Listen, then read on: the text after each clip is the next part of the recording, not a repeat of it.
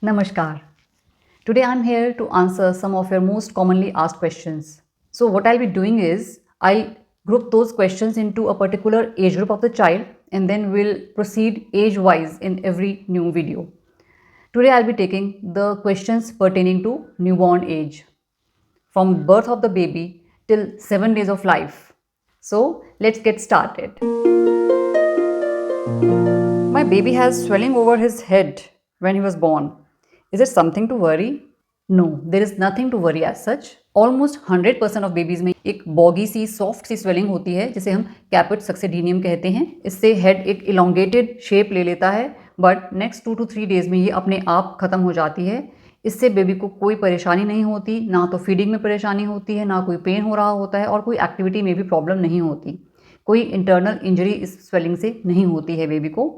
But अगर within first week of life मतलब next 7 days के अंदर अंदर अगर ये नहीं खत्म होती है तो हमें डॉक्टर को ज़रूर दिखाना चाहिए बिकॉज कुछ और भी रीजंस हैं, कुछ और अलग तरह की हेड स्वेलिंग्स भी होती हैं बर्थ में इंजरी की वजह से. So that also need to be taken care of. तो आपको पीडियाट्रिशियन से ज़रूर सलाह लेनी चाहिए इन केसेस में. Which milk is best for my baby? See, as we all know, breast milk is the best milk. In fact, what happens in certain hospitals and nursing homes is कि they put the baby on the mother's breast immediately after the delivery.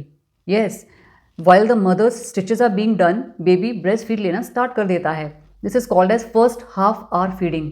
So ये first half an hour का breastfeed लेना baby के लिए बहुत फ़ायदेमंद होता है because it helps in initiating the sucking reflex in baby and it also helps in initiating the milk production in the mother. इसके अलावा स्ट्रेस हार्मोन्स जो बेबी एंड मदर में रिलीज़ हुए होते हैं during the process of delivery, because ये बहुत ही stressful process होता है, वो स्ट्रेस हार्मोन्स कम हो जाते हैं एंड हैप्पी हार्मोन्स रिलीज होते हैं both in the mother and the baby.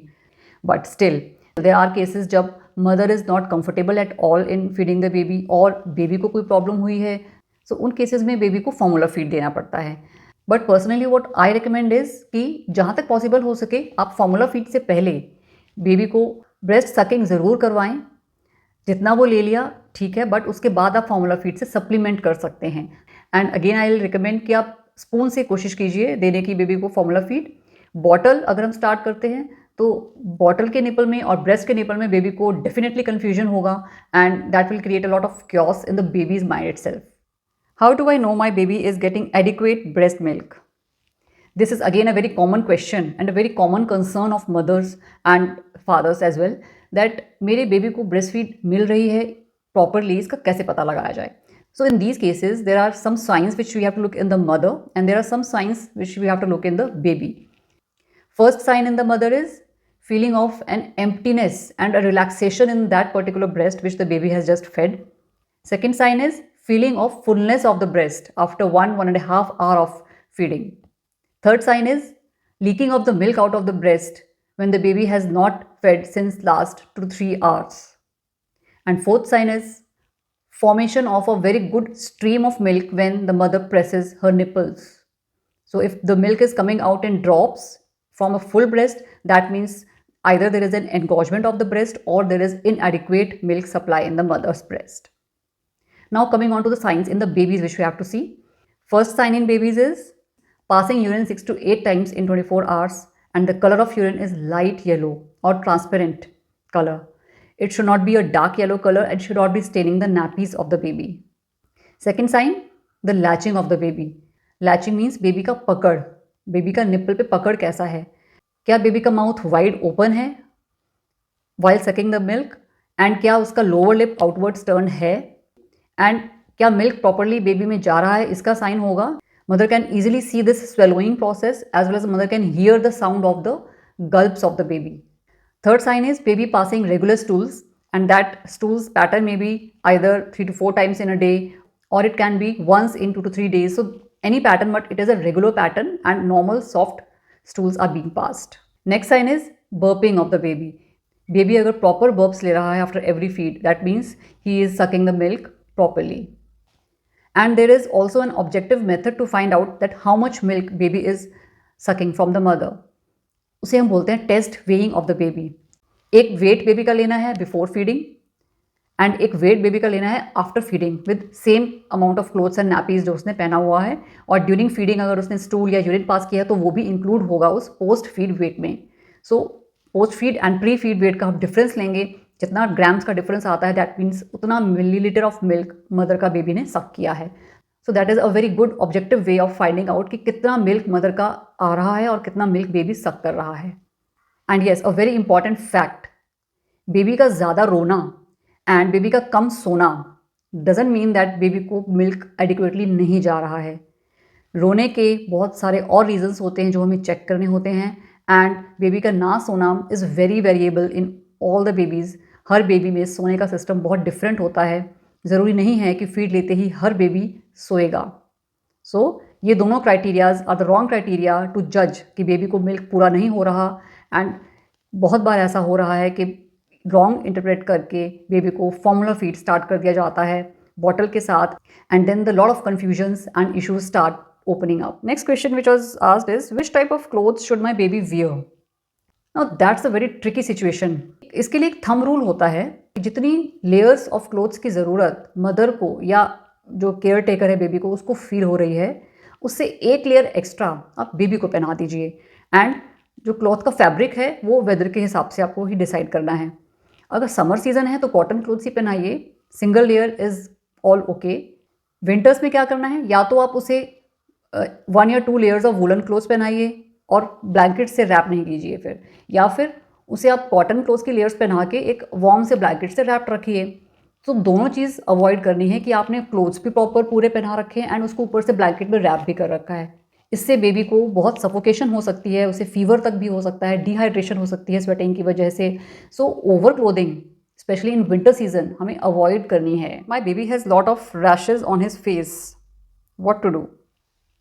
Rashes on baby's face, इन्हें हम न्यूनेटल एक्ने भी कहते हैं। सो इनका कोई स्पेसिफिक रीज़न नहीं होता, but still we can avoid certain environmental triggers for these acne like dirt, dust, smoke, other pollutants, or other lotions, creams, powders. So those need to be avoided.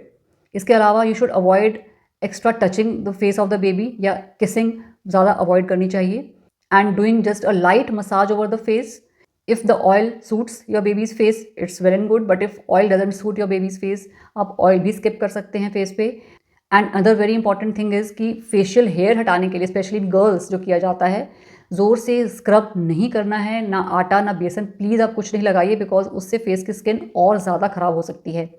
So please avoid all these things and don't worry, it will go away in just a few weeks and your baby will have a nicer and a very brighter skin in just a matter of weeks. My baby's face is turning yellow. What to do? Neonatal jaundice. Neonatal jaundice is a very common condition जो कि 2nd या 3rd day of life पे देखने को मिलती है। इसमें baby का फेस और उसकी आइज़ येलो होनी शुरू हो जाती हैं। And don't worry, it happens in almost 70 to 80% of babies, and कुछ 10-20% ऑफ बेबीज़ में इसकी ट्रीटमेंट की ज़रूरत पड़ जाती है फॉर दिस, लाइक फोटोथेरेपी या फिर एक्सचेंज ट्रांसफ्यूजन जैसे मेथड्स करने पड़ जाते हैं। तो इसमें होता क्या है कि जॉन्डिस होना स्टार्ट होता है फेस से एंड ये हेड टू टो इंक्रीज होता है। ब्लड में बिलिरुबिन लेवल का बढ़ना is similar to the progression of the yellowishness from head to toe. मतलब कि अगर जॉन्डिस फेस पर ही है और बॉडी पे येलोइशनेस नहीं है तो that is a very mild jaundice, इसके लिए कुछ नहीं करना, वो अपने आप ठीक हो जाता है। लेकिन अगर आपको जॉन्डिस एंकल्स तक या पैर के सोल्स तक भी नज़र आ रहा है येलोइशनेस, तो that is a matter of concern, तब आप पीडियाट्रिशियन को ज़रूर दिखाइए। In fact for every baby 3rd day पे एक paediatrician visit is a must for the evaluation of this jaundice. And don't worry, most of the cases में ये physiological jaundice होता है एंड ये अपने आप ही ठीक हो जाता है। बट स्टिल अगर ये जॉन्डिस बेबी का 3 वीक्स या 1 मंथ से ज़्यादा परसिस्ट करता है, you should always consult a paediatrician because उसमें फिर हमें कुछ और कॉजेज रूल आउट करने की ज़रूरत होती है। Other very common question is that my baby boy cries or strain while passing urine. Is there something wrong? It is very very common कि कुछ baby boys especially urine करते हुए they cry a lot, they strain while passing urine, उन्हें urine करने में ज़ोर लगता है। What happens is कि स्टार्टिंग में बाय बर्थ थोड़ा सा यूरिनरी जो ओपनिंग होती है उसकी थोड़ी बहुत ब्लॉकेज होती है, एंड ये ब्लॉकेज टेम्परेरी है, परमानेंट नहीं है। इन most of the cases 95-98% cases में ये टेम्परेरी ब्लॉकेज होती है। सो इसको ओपन अप होने में 1 to 2 वीक्स लग जाते हैं। इसीलिए स्टार्टिंग में बेबीज़ को जोर लगाना पड़ता है to pass the urine out. But अगर ये परसिस्ट करता है more than 2 weeks, you should consult a paediatrician कि कुछ और प्रॉब्लम तो नहीं है और या उस ओपनिंग को मैनुअली ओपन अप करने की ज़रूरत तो नहीं है। My baby spits a lot of milk, what to do? Milk spit करना is very usual for babies, उसे हम रीगर्जिटेशन ऑफ मिल्क कहते हैं। दिस प्रॉब्लम अकरिंग वंस और twice a day is okay, it is absolutely normal, nothing to worry as such. वो कई बार ऐसा होता है कि बेबी एक्स्ट्रा मिल्क गल्प कर लेते हैं बिकॉज ऑफ एक्सेसिव हंगर, तो वो एक्स्ट्रा मिल्क वो बाहर स्पिट आउट कर देते हैं।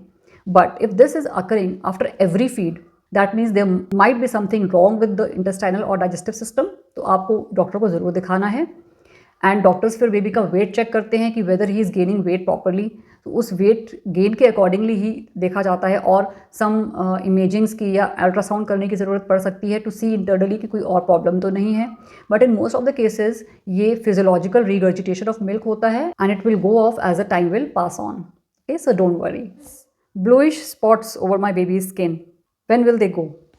Yes, the bluish spots over the baby skin are very common. Usually ये बटक्स के एरिया में होते हैं या फिर कई बार फॉरहेड पे भी होते हैं। इसे स्टॉक बाइट या मंगोलियन स्पॉट्स भी कहते हैं।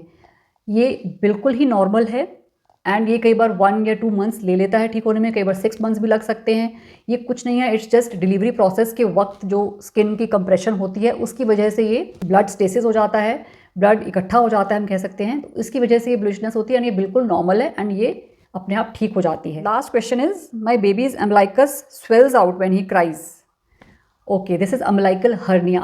So usually in most of the cases जब बेबी क्राई कर रहा है, जब या फिर जब यूरिन या स्टूल करने के लिए वो फोर्स कर रहा है, तो एक अम्बिलिकल स्वेलिंग अपीयर अप हो जाती है, उसे हम अम्बिलिकल हर्निया कहते हैं। बट यूजुअली ये रिड्यूसिबल होता है, जब हम प्रेस करते हैं तो वो अंदर भी चली जाती है। तो जब तक ये रिड्यूसिबल है तब तक हमें कुछ नहीं करना, लेकिन एक इमरजेंसी सिचुएशन 0.1% केसेस में आ सकती है कि ये रिड्यूसिबल नहीं है, स्वेलिंग हुई है तो वो बाहर ही रह गई, या फिर उस स्वेलिंग के अराउंड रेडनेस हो रही है, या फिर हम टच कर रहे हैं तो बेबी को पेन हो रहा है। इन केसेस में it is a surgical emergency, आपको पीडियाट्रिक सर्जन के पास लेकर जाना है एंड वो इसको इमीडिएटली ऑपरेट करेंगे। बट नॉर्मल केसेस में जब तक स्वेलिंग रिड्यूसिबल है, पेनलेस है, हमें कुछ नहीं करना है। नेक्स्ट 1 ईयर तक जाते जाते ये अपने आप ही रिजॉल्व हो जाता है। जब बेबी के एब्डोमिनल मसल्स डेवलप हो जाते हैं पूरे तरीके से, ये अपने आप चला जाएगा। So don't worry about umbilical hernia as well. These are some of the questions which I have taken up, and I know there are many more questions which are left to be answered. Let's take up in my next video. तब तक के लिए bye bye, धन्यवाद।